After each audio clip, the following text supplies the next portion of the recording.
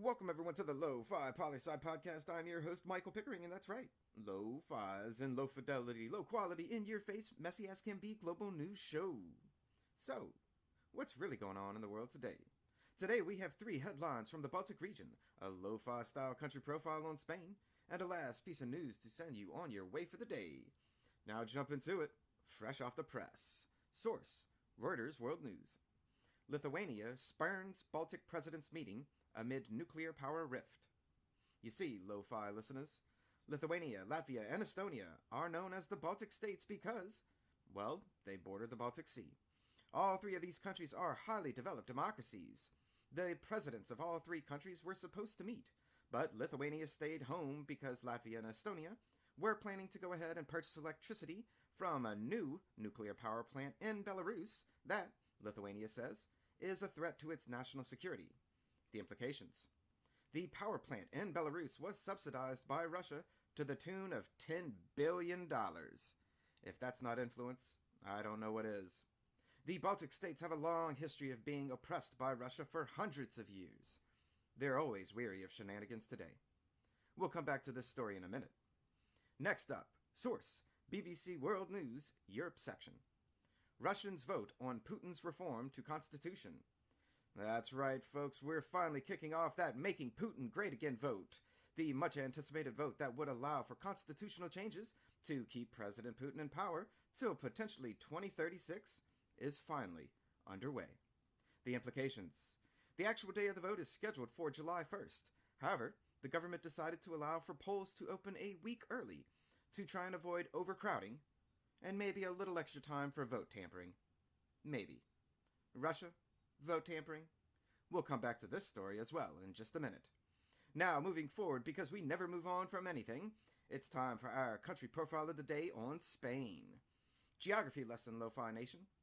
Spain is a peninsula country, bordering France to the northeast, water to the east, water to the south, and then very close to Morocco and Algeria, Portugal to the west, and more water to the northwest and north.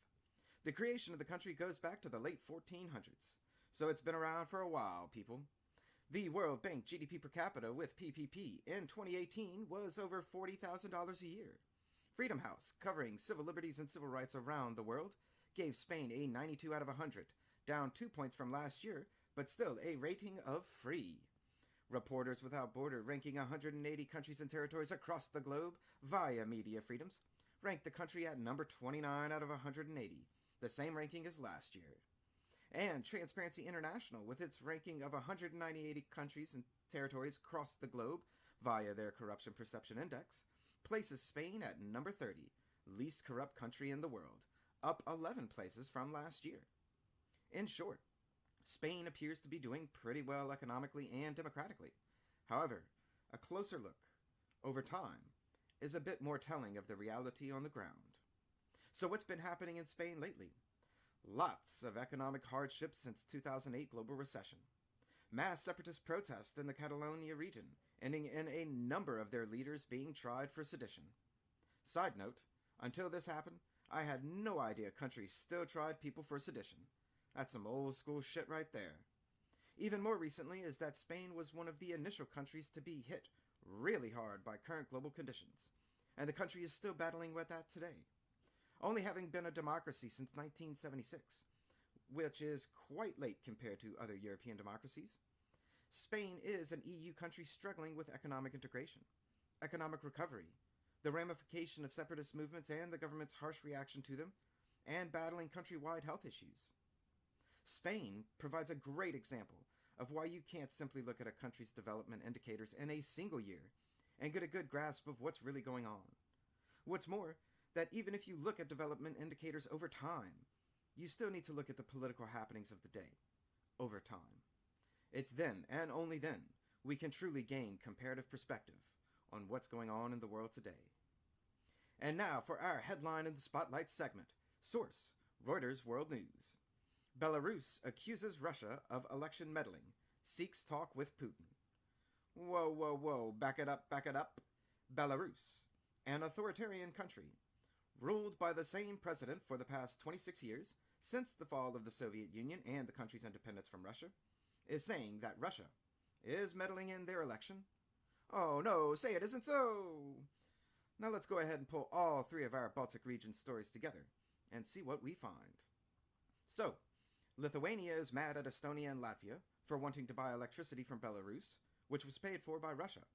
Russia is about to install Putin to power for the rest of time, and Belarus is mad at Russia for meddling in their election. And Russia, up until 1989 and 91, ruled all four of these countries for the most of the past 2 to 3 centuries. I'm sorry, it sounds a little bit like Messy Monday on a Thursday. We'll be keeping a very close eye on these stories as they develop further, because these countries have a long and rough history, and we'll be interested to see how their future plays out.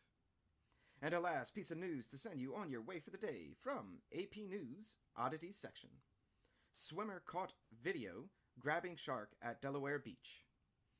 You know, normally with a headline like this, you'd think I'd have more to say, but I really don't. Mostly, I'll simply say, bad form AP News for what, in my humble opinion, is borderline clickbait news. The implications of the story. A person illegally hooked a shark with a fishing pole, and the person from the headline was trying to save the shark and unhook it. The shark was not a great white. The shark was not a hammerhead. This wasn't the movie Jaws. But AP surely did find someone to quote that said, "It was like Jaws." No, it wasn't.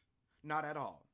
This story is a great example of a bad headline made to draw clicks, for a story that was really about a hero trying to save one of our neighbors in the sea. I would simply like to say, well done, sir, for being brave and caring about life outside of humanity. And that's a brief snapshot of what's going on in the world today. Remember, Lofi Poli Sci is more than just me. It's the we that we be.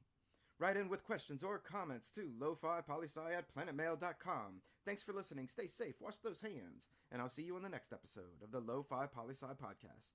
Pickering, signing off.